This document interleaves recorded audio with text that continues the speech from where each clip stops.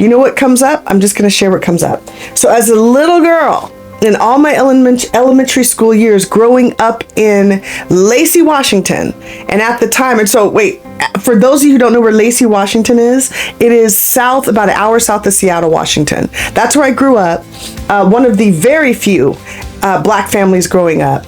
And I remember every single morning, usually my parents were either up and out, or they would just let us get up and take care of ourselves, get ourselves to school. That was the age.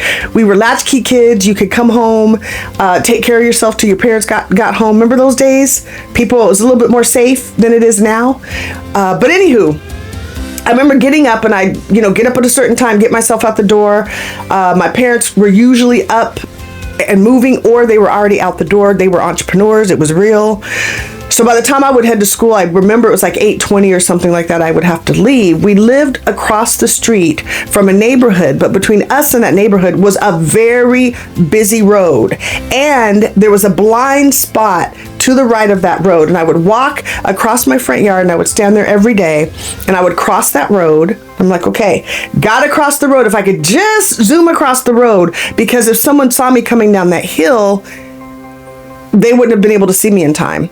So that was the first thing. But I remember getting to school and having to plot my course. I always made sure that I went to school with a friend. So I'd always stop by a friend's house to pick them up so we could walk to elementary school. That way was easy. I had a roadmap of what I was going to follow. So every morning, get across the road, pick up a friend, we walk up the hill to school. But the way home was a different story. When I did not have a roadmap, when I did not have a plan to get home, and I was by myself, because after my sister graduated to middle school, I had to get myself from elementary school home, except the days I took the bus to the Brownie and Girl Scouts troop meetings. I remember this. And it was just on me to get home, but there was a problem.